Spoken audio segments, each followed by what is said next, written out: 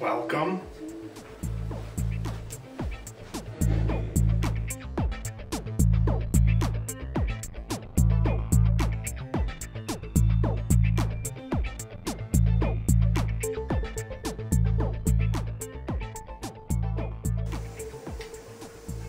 Welcome to a very special Kohatsu Cave of Games. This is episode 5, back from my big holiday break, plus some. And there's a lot of games that I really want to get to. But first, I got introduced to a very special offer that I could not pass up.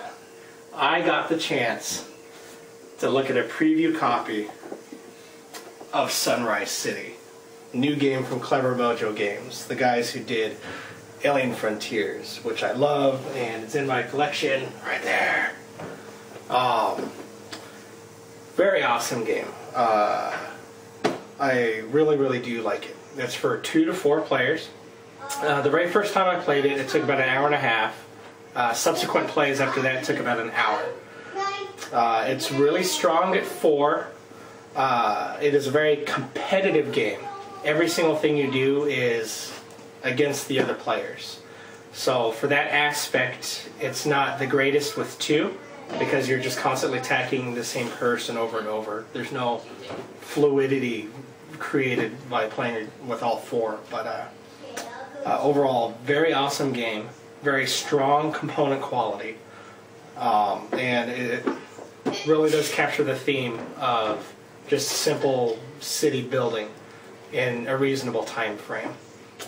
A quick rundown of how the game plays is, it is a victory point game. You are playing across 3 complete rounds to try to get the most benchmark tokens, which is basically every time you score at least 10 points in the game. If you score exactly on the 10-point marker, you score 2 benchmarks instead of 1. So the game is very interesting as to where instead of it being a points grab, it's kind of a math grab, because you're really trying to get to that 10th point to grab an extra victory point. That scoring mechanic sells the game for me. It's superb. It's a really nice touch. In one round, there are 4 main phases. There's the beginning phase, the planning phase, where you'll get building tiles and zoning tiles, and you'll play your roll card. At the beginning of the game, you'll be handed 4 roll cards, and those roll cards have game-breaking powers, and they have a number. The roll card that you pick for that first phase will be played face down. Everyone will reveal at the same time, and the lowest number gets to go first for that entire round. So that kind of plays into the first player mechanic. After everybody's played their roll card, it goes to the zoning phase, where everybody plays their zones out on a map. After everyone's zoned, you will then bid on those zones to place your building tiles. This will also go round robin, and it's basically you bid on a zone, and somebody can come with their poker chip and bid over you, and you can keep outbidding yourself, and bidding continues until everyone is out of tokens. Whoever has their token on top won that spot. If anybody gets 2 of their tokens on top of each other, then they have locked down that zone and nobody can bid on that zone again. Very simple mechanic, but makes for very interesting gameplay.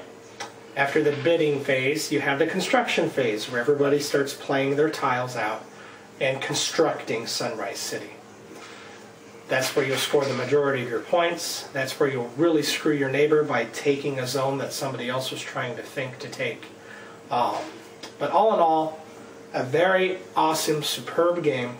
I highly recommend it when it comes to retail later this year. Clever Mojo really did it again. I really like it a lot. I wanted to summarize everything up front for folks that want to end the video. However, after this, I am going to go to the table, like I do in most of my videos, and give a really thorough explanation. I'll actually open the game, you'll get to see all the components, and I'll walk you through a game in greater detail and how you actually score those points. So join me to the table if you wish. If not, I highly recommend Sunrise City by Clever Mojo Games. Great job, guys.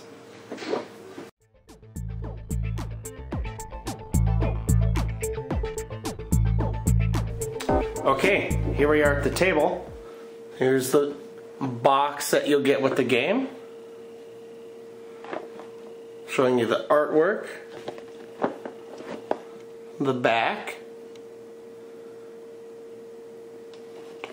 Everything's pretty high quality with this. I was pretty impressed. Taking a look on the inside, you get a very nice, well-written rule book. Explains everything with nice pictures and examples, like how a rule book should. And on the back, as the rule book should, it gives you a nice scoring reference and turn of play reference with some pretty descriptive, like a couple sentence description of each turn. So if you play the game later on and you forget, you can pretty much just read the back and you are good to go.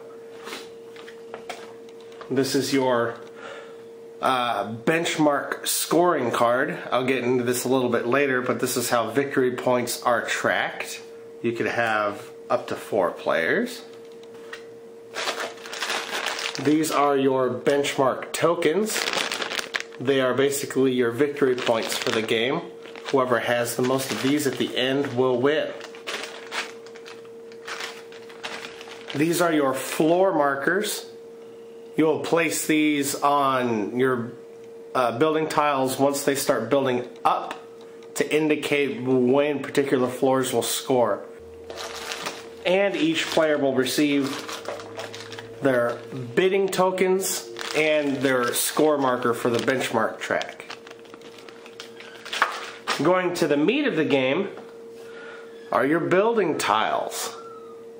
These suckers are really cool. And they are quite thick. Showing you my pinky. They are super thick. And it's nice, because when you start building up, they will stack. And it will give you quite an illusion of something building high in your city. Give you a look at a couple of different markers here.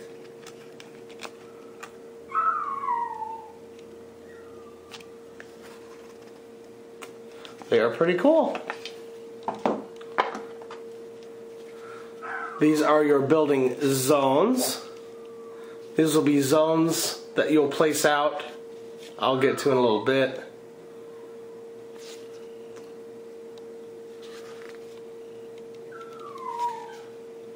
But essentially, they are building zones coded by color. They'll also have a little symbol reference that matches the color. And they'll either be bordered by water or sidewalk. And placement of these becomes key in the game. And it's pretty cool if you notice really close. They'll have little things like ducks or people walking around on the streets. It's pretty cool. Lastly are the player cards.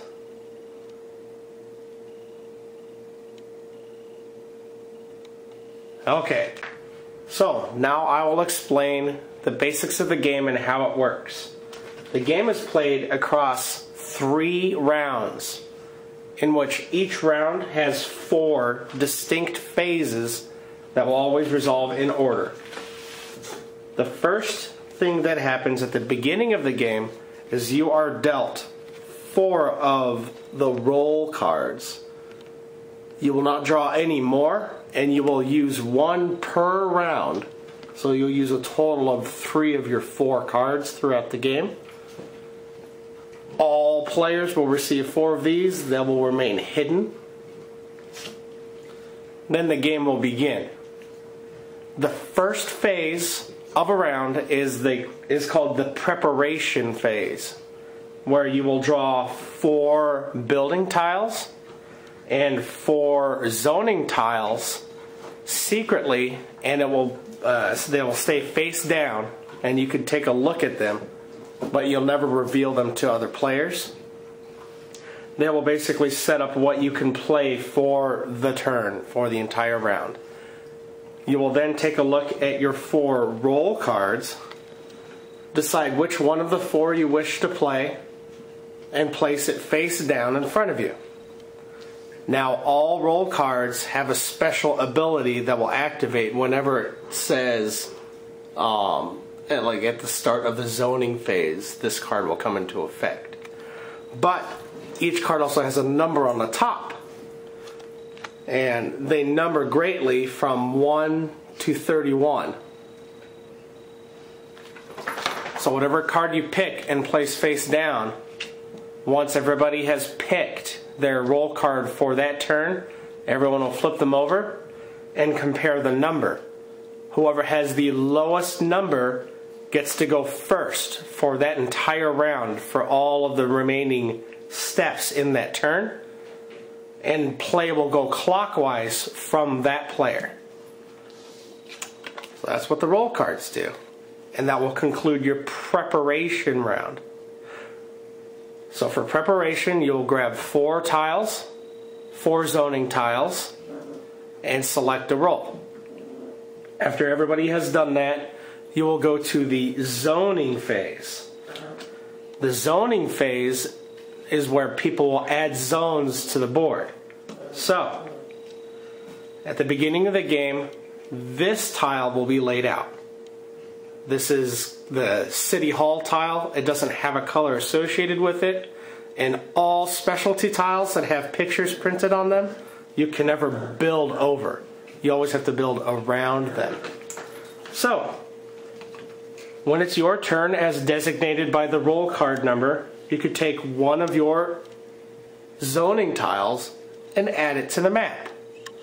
With the only rule being you have to connect one sidewalk with an existing sidewalk on the map. So that would be completely legal. After I've placed this, it would simply go to the next player. They would take one. And if they try to place it here, that wouldn't be legal. So they could place it here, and that'd be perfectly fine. Next, another player would place their tile. Say I've got a tile like that. And they can legally place it like that. One sidewalk is connecting, which makes this a legal play. Even though another sidewalk is trying to go into water right here. As long as one connects, that's perfectly fine. Play will keep going around like that until everybody has all of their zoning tiles out. Now there is a way to score points during this phase of the round, this phase of the turn. And that is when you place a colored zone that already matches a zone on the game board. That is called creating a district. When you have 2 side-by-side colors, then you're started a district of red. So as long as I've placed one color adjacent to a color of the same, then I will score 1 point for every color that I just touched. So in this example, if I took this and I placed it here, then I have created a district of 3 touching 2 different reds. Thus I score 2 points. If I came in a bit later and added another red up here, even though the district is now bigger, I still only score 1 point because that's how many reds I touched with my new tile. Throughout the game, you might also find tiles in your hand that depict a picture on it, and they'll show an icon along the sidewalk with a +1 everywhere. This is a special community tile. You can place this wherever you wish, as long as a sidewalk touches. Then you will immediately draw another zoning tile and place it also. It helps expand the board quicker. And this gives special bonuses, scoring bonuses to buildings that are placed beside it that match the symbol, that match the color. The question mark in this case is purple. So play will keep going around the table until everybody's created a nice zone of buildings like I have here. That will conclude the zoning phase, and you will go on to the bidding phase. The bidding phase is where everyone will use their poker chips, and starting with the person who had the lowest roll card, place one of their bidding chips on the board somewhere where they wish to build. Now it is key during the zoning phase as well as the bidding phase to take a look at the building tiles that you have in your hand. Because during the construction phase, the final phase of the turn, you will be taking these and adding them to the map. So you will want to bid where you can match up your building tile, because both color sides have to match where you're building on the board. The only restriction when you're placing a building tile on the map is you cannot cross water. So you have to strategically place your bidding tokens based on where you wish to build. So you'll place a token down wherever you want. Then in turn order, everyone else will start placing their tokens. They can place them on a new empty zone, or they can place their token on top of yours. Play will keep going around until everyone is out of bid markers.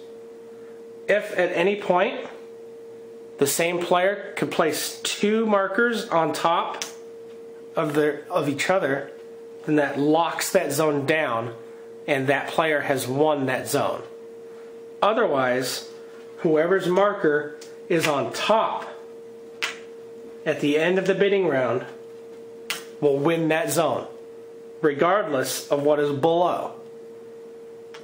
The stack can go as high as it wants, but whoever's on top at the end will take it. Once that is resolved, all players can remove all of their other markers, and basically that is who owns those particular zones going into the construction phase. Lastly, we now have the construction phase. I have scored the markers on the benchmark as if these 2 players have kind of created a couple of districts during the zoning phase, so they've scored themselves a couple of points. And I've limited the number of markers so the camera isn't too cluttered, but you have 6 bidding markers, so you might have up to control of up to 6 of these zones during each turn. But this is just to simply show you how to play the game. You will take, based on turn order, one of your building tiles and place it on the board.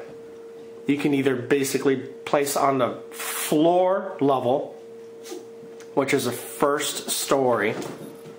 In order to do that, wherever you place a tile, you have to own at least one of the 2 zones that you're trying to cover up. So in this case, let's say I'm the green player, I can legally play here, even though there's a red marker here, because I own one of the 2. If it is not a first floor, say this is on the board and you want to add a second floor, you do not have to have a bidding marker. Anybody can play there. So you could just boom, play a building tile on top. But you have to match colors throughout the game no matter what. So in this particular case, for these 2 bid markers, this is red and this is blue. So I have to play either a building tile that is red on one side and blue on one side, or there exists this purple color. Now purple is wild on both building tiles and zoning tiles. So in this case I could take this and place it here if I wish, and that will satisfy the requirements of a red and a blue. Or I could take my red and blue on the board just like that. Now here comes scoring. Whoever places that tile will score points based on what's on the middle of the tile. Then whoever owned that particular zone will score the points on the sides. So in this case, even though I'm flipping it around, the green player will score here, the red player will score here. So in this case, if I was the green player, red would score 1, and I would score a total of 5. So you have to be careful how you place. And if you want all of the points, then you have to own both zones. If nobody owns the other zone, then nobody gets the points for that side point there. Only these score. When you're placing on top for subsequent floors, only the middle will count, not the sides. Alright, so let's place that and score it. So I'll place it down here. Green will score a total of 5. 1, 2, 3, 4, 5. And red just scores 1. 1. That building is there. These bidding tokens will just return to the player. And the player will go to the next person. So now, in this particular scenario, only green can place on a first floor building, and all other players can start adding off of this building straight up. So say I had that particular building tile that was red on one side and purple or wild on the other. They could go ahead and add it as long as the colors match, like that. And then red would score only the points in the middle. They would score 2. 1, 2. And everyone will just keep going around the board like that, scoring points. Now the major mechanic in this game, I can't stress it enough, it is very, very, very major, is the scoring mechanic. Every time you wrap the board essentially, or every time you score 10 points, you will earn a benchmark token. However, every time you actually score on the 10 or on the star, and that's where your marker ends up, then you will score an additional benchmark token. And you will still wrap around like normal.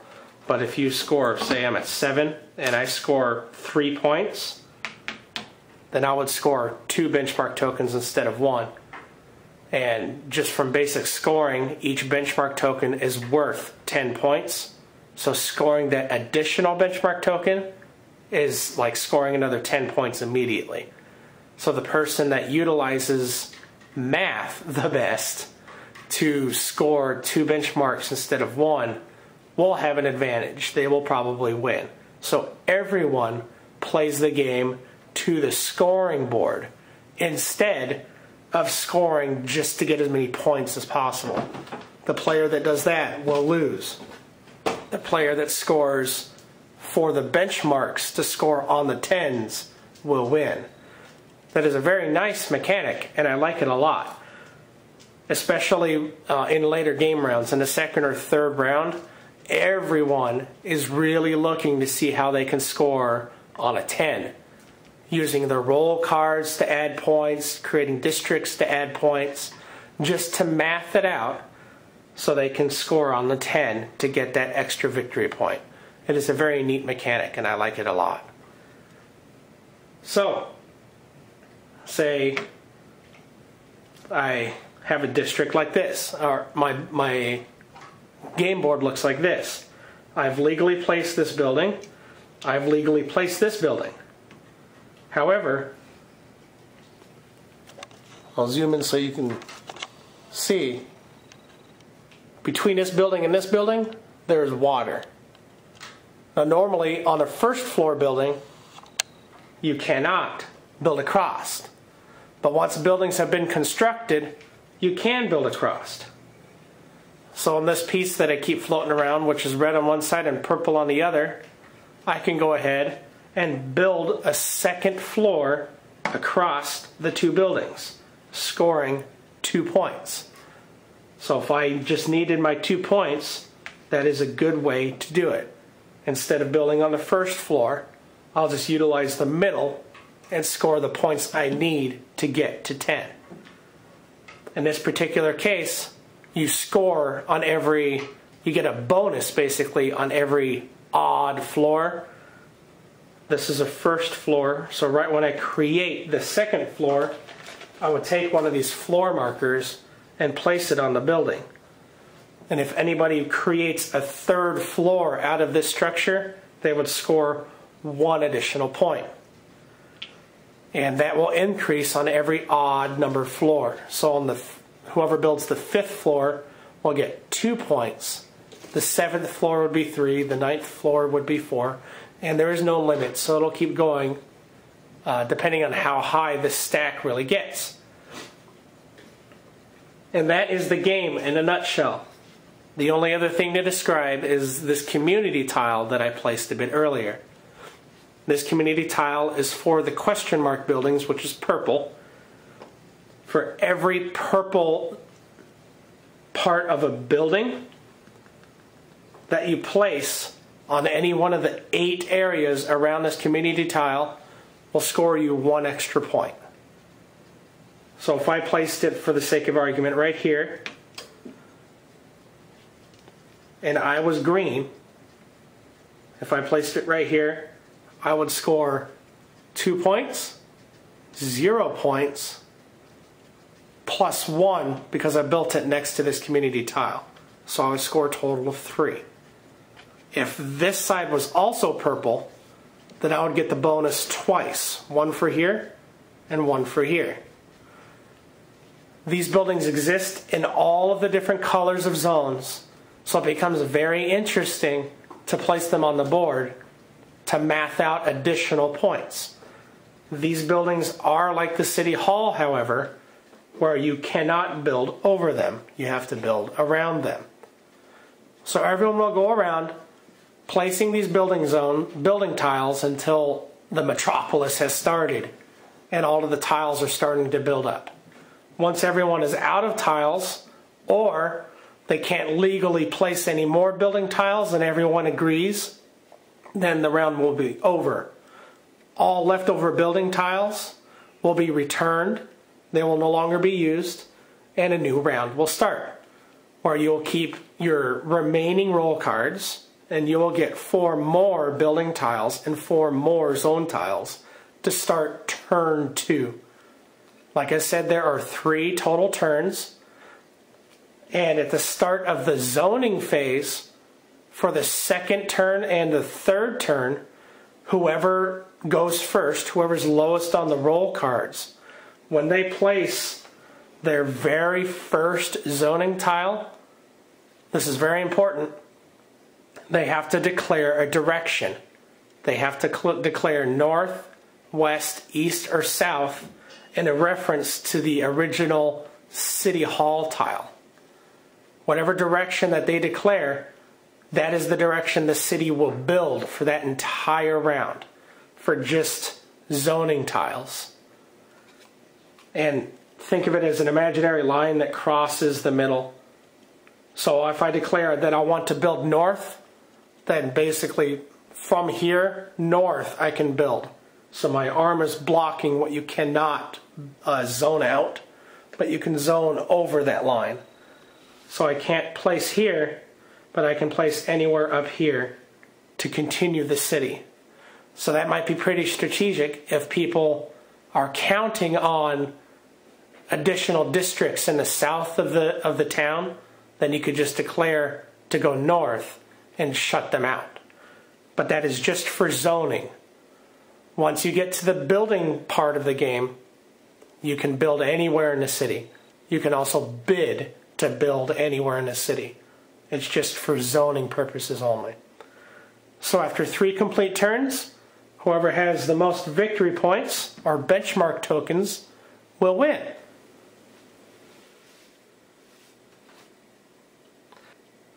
Alright, so that's it. I've pretty much explained everything there is to it. The only thing that is left unknown is all of the different roll cards that there are. I'll leave that as a surprise. But a lot of them do break the game rules quite strongly. They are quite powerful roll cards, which is very neat. Very likable mechanic that I do enjoy is variable player powers. And to get a different variable player power every turn is quite unique, especially when you know what there will be at the start of the game. So you can kind of, all right, round 1 I'll do this, round 2 I'll do this, and round 3 I'll do this. Very neat. I like it a lot. Overall, the game as a whole is very strong. I do like it. I think it captures the theme quite nicely. I really like the scoring mechanic, and again, the variable player powers. It makes for a very interesting play. The critiques I say with it right now would be just with 2 players. The game is very attacky. You have to play to block other players a majority of the time. It comes in big time when you're laying your bid tokens, and there is a variant that I was suggested to play with 2 players, and it did help, but the entire game you're basically attacking the other player. So while it is good with 2 players, I would do recommend to play it with 3 or 4. It does create that interesting, a better element of strategy and just attacking different players instead of the same person throughout the entire game.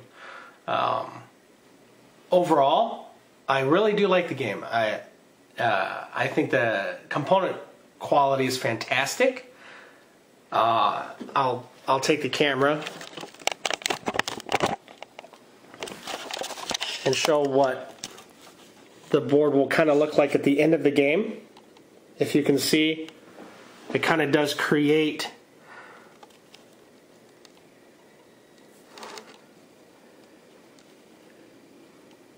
the cityscape, if you will, of the high rise at the end of the game and all of your kind of multiple ways that you build up. It does create a unique experience that I haven't played in a game before. So overall, I would give Sunrise City a super thumbs up. Congrats to Clever Mojo for creating and building such a great game. And I'm really looking forward to it hitting shelves everywhere. This is Nathan Kohatsu for the Kohatsu Cave of Games. See you next time.